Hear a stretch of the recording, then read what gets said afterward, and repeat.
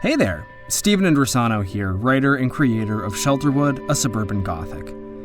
If you enjoy the show and would like access to early and ad-free listening, please consider joining our Patreon community. Thank you for listening, and enjoy the show.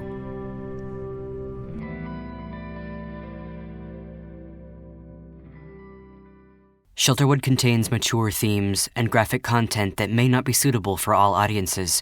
For a full list of content warnings, please check our transcript in the episode description. Listener discretion is advised.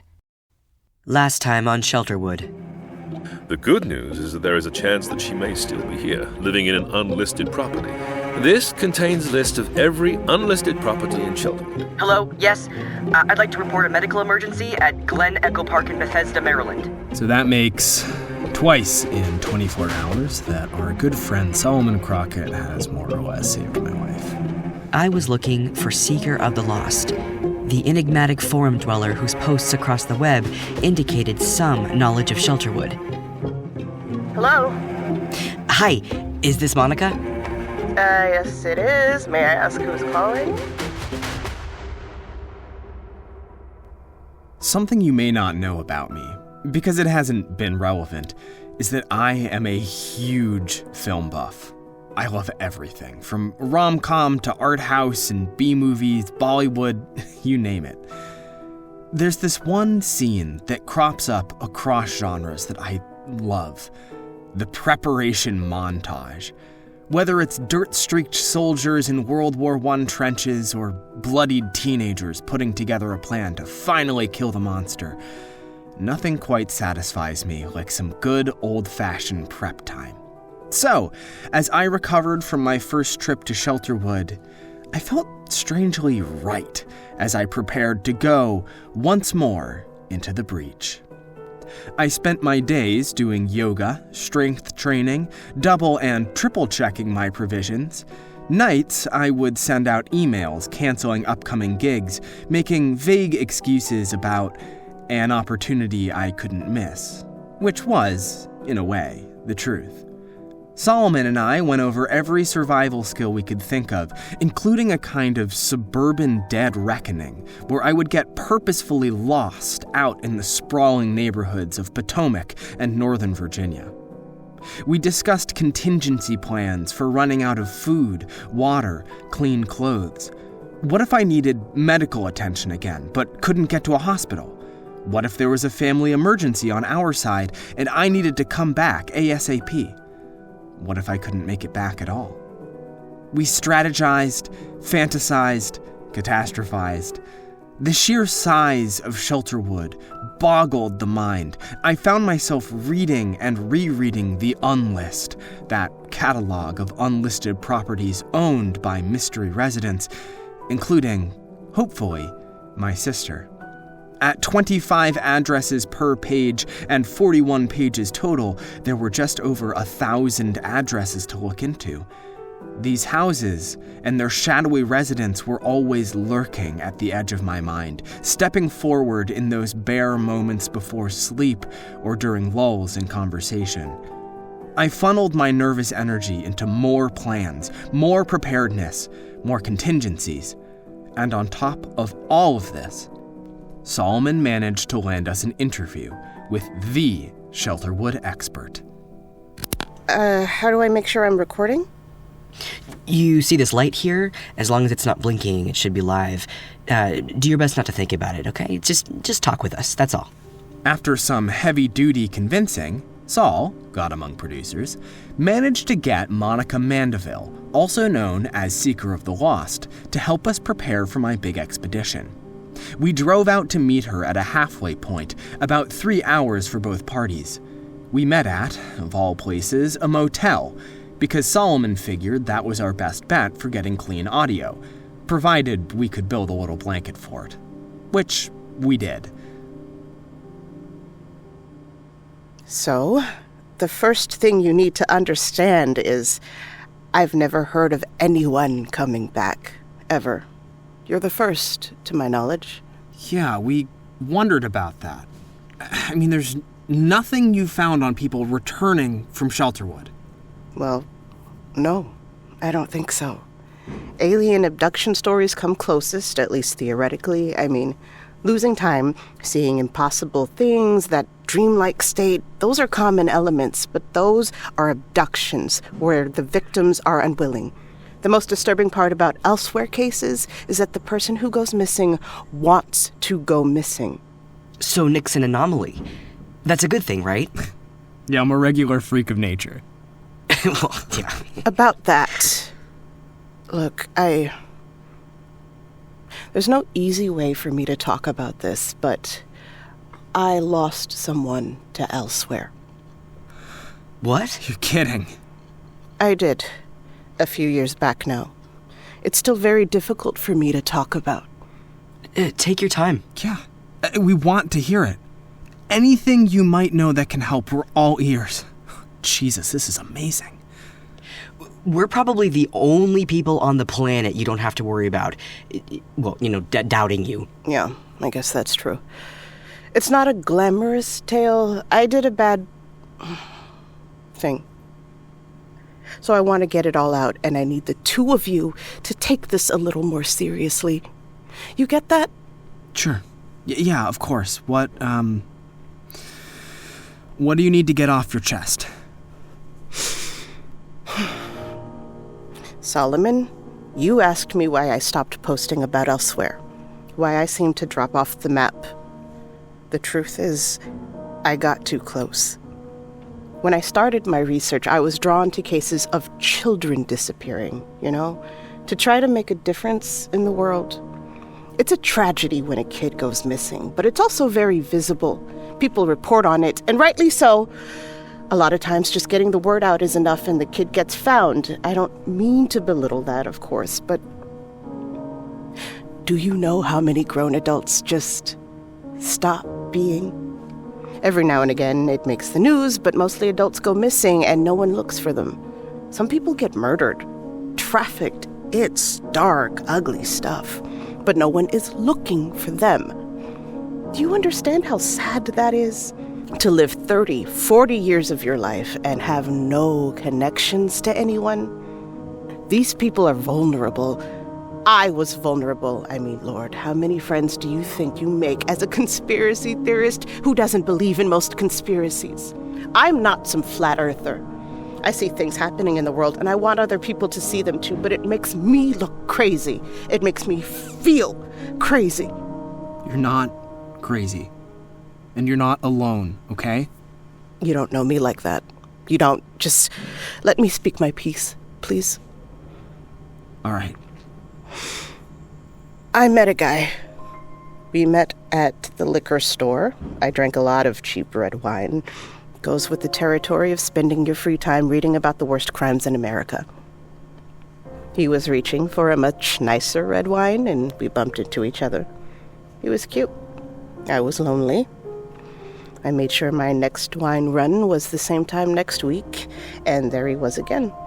Smiled at me that time. It was nice. Week after that, we made some small talk. I got his number. We started going out. What was his name? Damien.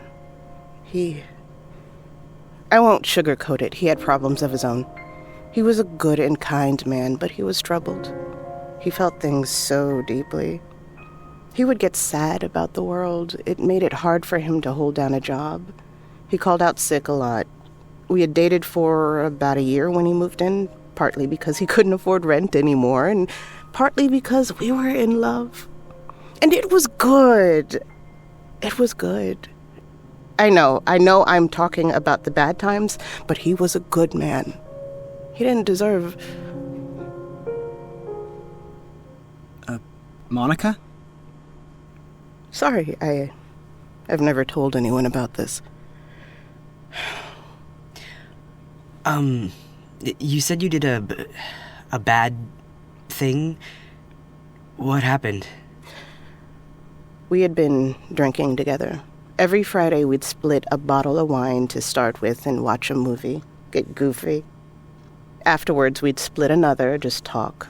Dance a little, maybe. So, we were drunk. He said he had something to show me. We went to the bedroom. God help me, I thought he was going to propose. Instead, he took out this brochure. Oh my God. What? Let all your dreams come true? Flexible payment options available? Mm-hmm. Dead right. Wait, stop. What are we talking about?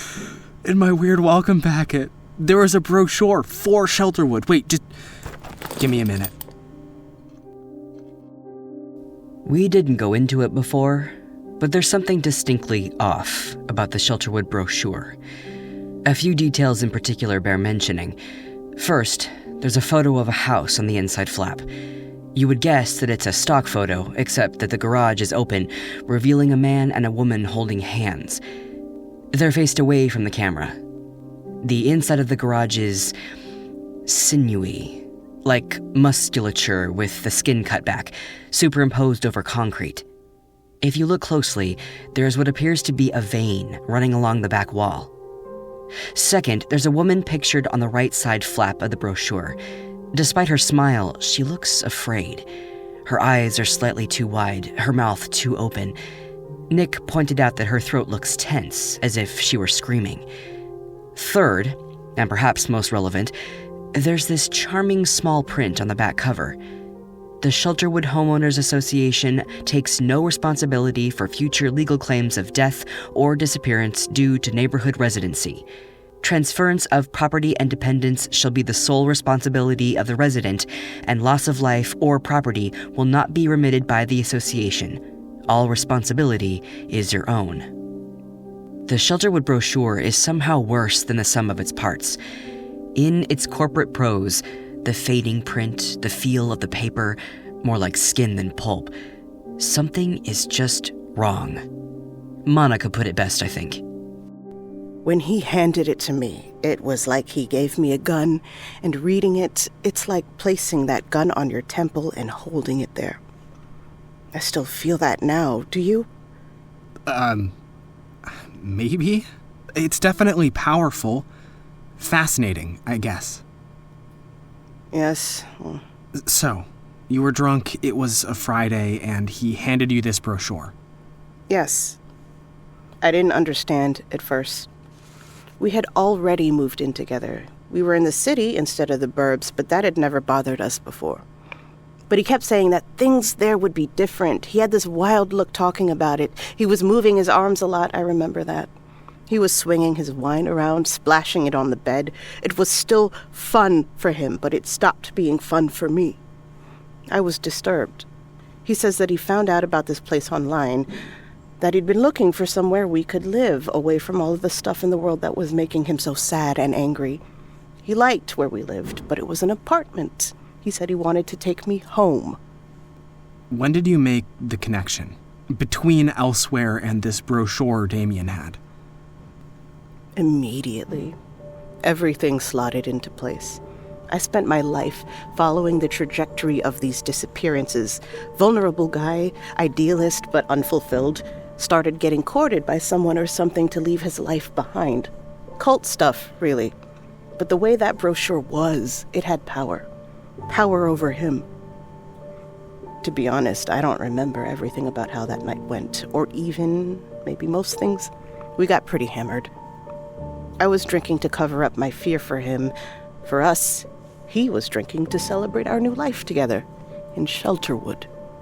You agreed? I did. I went along with it. The next few months were unbelievable. We kept getting stuff from Shelterwood, food baskets with the freshest, juiciest fruit you could imagine, layouts for houses, and wine. A lot of wine. Cabernet, Sauv Blanc, Pinot Noir. We were a red wine couple. And God help me, the wine was good. So wait. After all that you learned, you decided to what? Play along? I had the names of dozens of children who were missing and lost and assumed dead.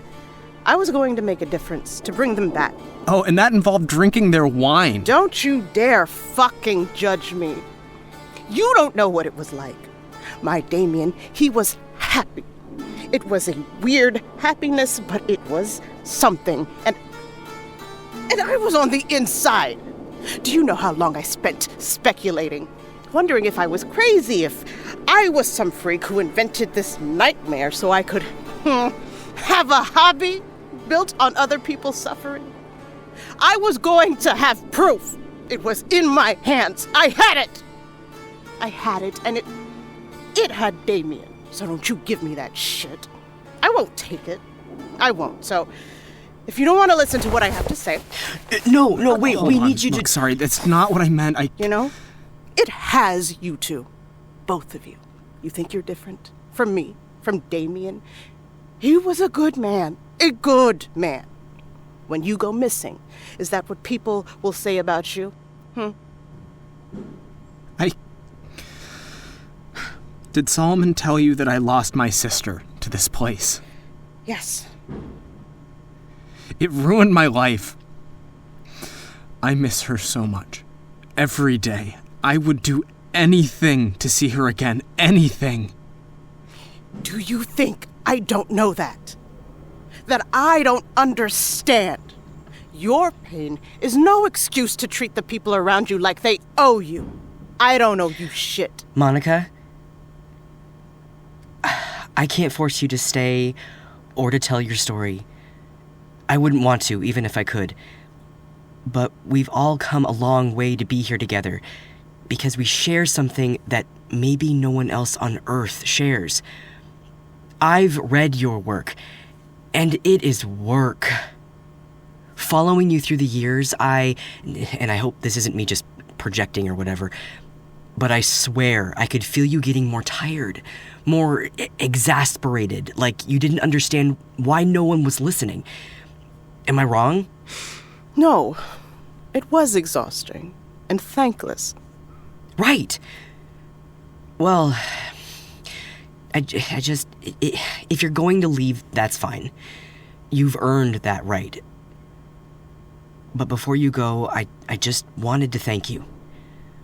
No matter what happens next, we owe all of this to you. Oh, Jesus, don't say that.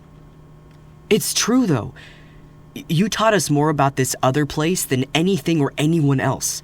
You've been like our North Star or something. I know that's cheesy, but we've been following in your footsteps this entire time. You don't get it. I don't want you to follow in my footsteps. I don't want anyone to find Shelterwood. Look, I don't know if I really like you guys, but if you're going to tell people about this, then I need to tell my story. But if you interrupt me again, so help me God, I will walk out that door and you will never ever see me again. All right. That's more than fair, and thank you for staying. I told you that Damien was being groomed by elsewhere, by Shelterwood. And that was true. But it's also true that I let it happen. I never told him about elsewhere, about my weird fucked up hobby, about all those missing kids. I wanted to see what would happen if I just let things take their course. I had to know if I was right about Shelterwood. There was this part of me that always wondered, what if these kids that go missing, what if they're better off afterwards? Is that some kind of joke? Some sick Nick, fucking for joke? once in your life, please shut the fuck up. Thank you, Solomon. And Nick, I get it. I really do. But the mind needs to believe the world is fair, right? So if you spend all your life seeing the worst of the worst that humanity has to offer, a small, desperate part of you tries to believe that you're wrong. That the monster isn't a monster at all. I had this opportunity to watch it all go down with my own eyes, and I couldn't... No. I didn't resist the curiosity. One Sunday morning, Damien wakes me up. He's down on one knee. He's got breakfast in bed on a tray, complete with all the fixins. Bacon, pancakes, scrambled eggs, mimosa, and in the middle there's a ring box. I was so happy.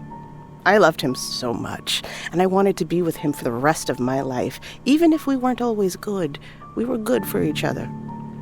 Or I guess that's what I told myself. I said yes, of course.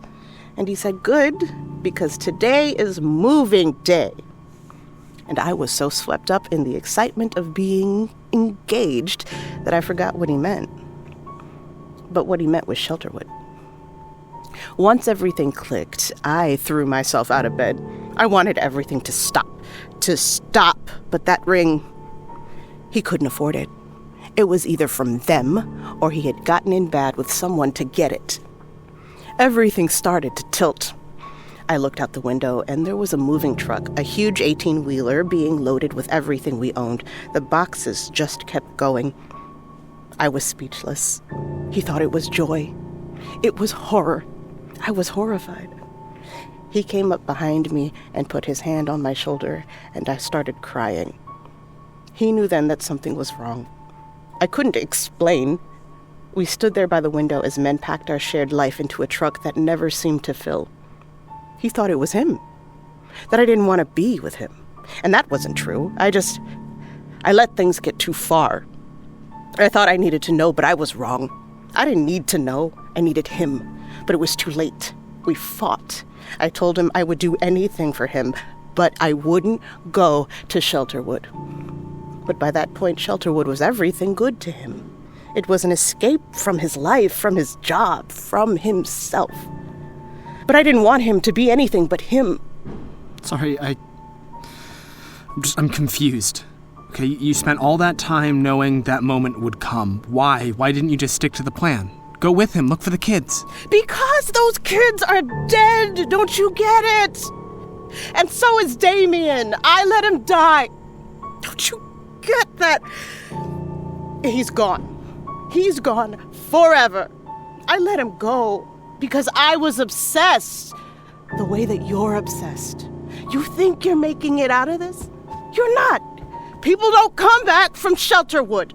You may think you did, but you didn't. You're still there. Don't contact me. Stay with us. Okay, so we are driving back to DC after a pretty disastrous interview. Dude, can we not with the recording for 1 minute? What? I want to capture this for posterity. Do you hear yourself? What is up with you lately? I don't know, maybe I stumbled onto proof of the supernatural, plus evidence that I was right that my quote-unquote dead sister's alive, and we have the opportunity to blow this all open Watergate style. What do you mean? You're being an asshole. The way you talked to Monica in there was sickening. Where's your empathy, your common decency? She lost her fiancé and you came out swinging. I'm sorry, she didn't lose her fiancé. She let her fiancé go. That's horrible. I didn't have a choice, okay?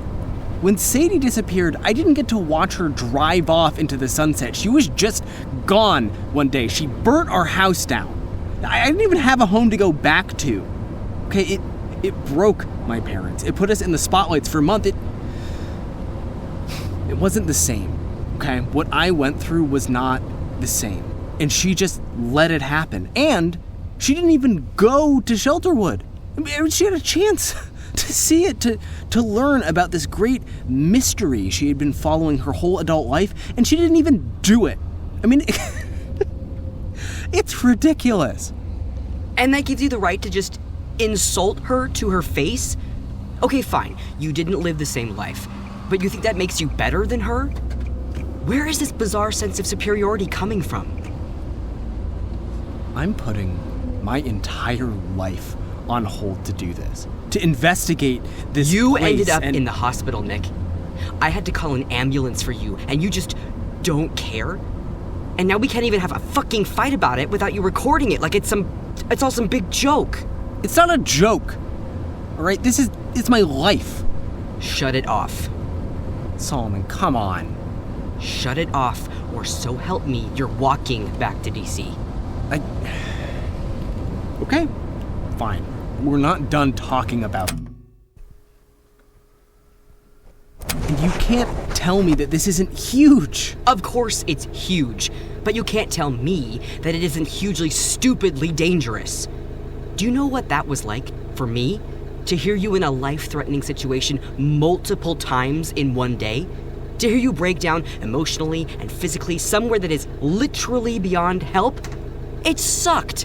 It was fucking terrible because I care about you and you don't get to throw yourself into danger repeatedly and just expect that I'm going to be okay with it.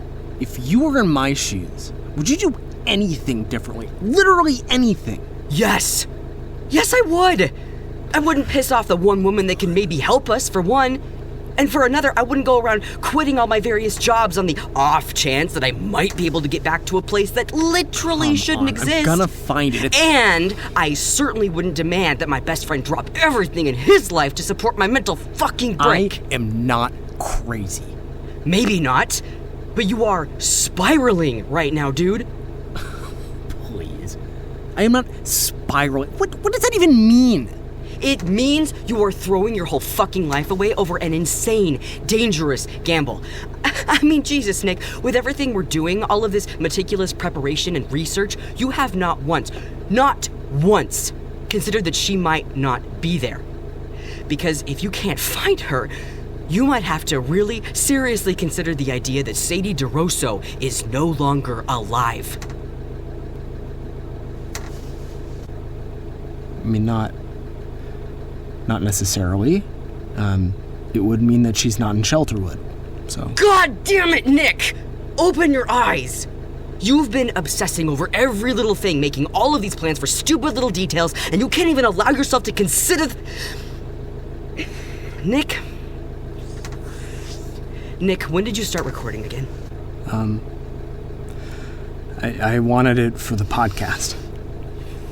Okay, well... I won't be a part of this anymore. I'm dropping you off at the metro and we can talk later, but I won't have anything to do with Shelterwood or elsewhere or whatever the fuck you call this mess. Okay?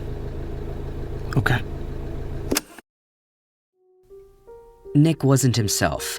Or maybe he was, and that was worse. Monica's story had really freaked me out because I was in it, sort of. Here I was, watching my friend spiral increasingly out of control as Shelterwood got its hooks into him. I told him as much in the car after we stopped recording. We fought for a while longer. He told me I didn't understand, which was true. I told him he was being self-destructive, which was also true. I think he knew he was starting to tailspin. It was at this point that I decided to take a step back from the podcast.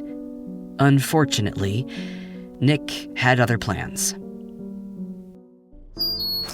Okay, there we go. Check 1, check 2. Okay. The meeting with Monica was a disaster. It was... The meeting with Monica was enlightening, if not tense. God damn it. I should have written this down. The meeting with Monica was a breaking point. It broke something. It broke like a summer storm over DC, the tension and heat and pressure coming to an explosive head in that dingy motel room. Okay, better, yes. Okay. Dear listener, whoever you are, things are gonna be tense for a bit between me and Solomon. I think they have decided this project is... What did they say? Bad for my health, so they won't be a part of it anymore, which would make me, once again, alone in my search for my sister. So, fuck that, and fuck them, and fuck being cautious. I am gonna prove that this is the right call. I am going to Shelterwood. Right now, actually. I am driving over with all of my provisions, and I am going to search every godforsaken, impossible property there until I find her. I don't know how long it's gonna take on their side or on ours, but I am in this for the long haul, so things are gonna be different from here on out. stranger, I have to imagine. This isn't goodbye, but things are gonna change, so be ready for that. The next time you hear my voice, I'll be elsewhere. Next time on Shelterwood, me, a backpack, and an untold expanse of suburbia. So Nick drove out, apparently having decided that, despite my very clear protests, I was still going to be involved in this podcast. It was late by this point, but he went anyways. He wound from city to highway, highway to suburb, back along the same route he'd traced just a few short weeks before. And by some malignant miracle, he ended up right where he wanted to be. Okay, Solomon. It's the dawn of a new day. Quite literally. And I am back in the parking lot. And I do mean the parking lot. There was a car in front of me. It turned towards Glen Echo Park, but that car is nowhere to be seen. I am alone. It's night. The stars are so bright. There's a buzz in the air, an energy, like I'm supposed to be here. And I am, Solomon. I'm supposed to be here. To keep looking, to find her, to figure out what the hell is going on with this Shelterwood place.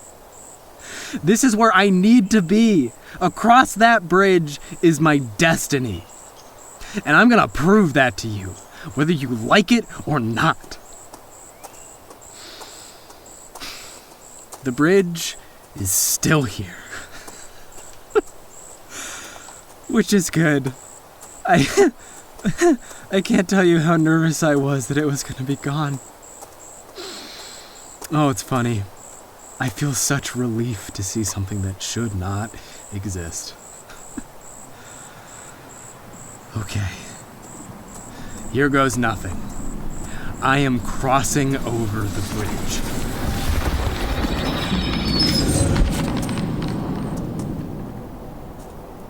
Well, I have crossed the threshold, but I'm not where I ended up last time. Next time on Shelterwood. Oh boy. This could be bad. Shelterwood, a Suburban Gothic, was written and produced by Stephen Indrisano and Indrisano Audio, LLC.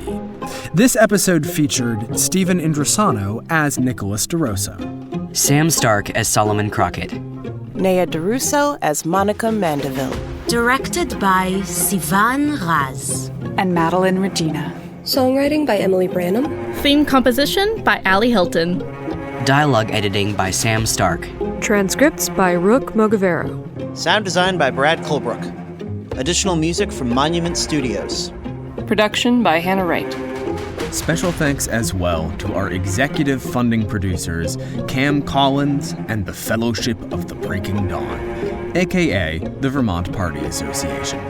Although some of the locations, people, and events in Shelterwood may seem real, worry not. This is a work of fiction. Thank you for listening.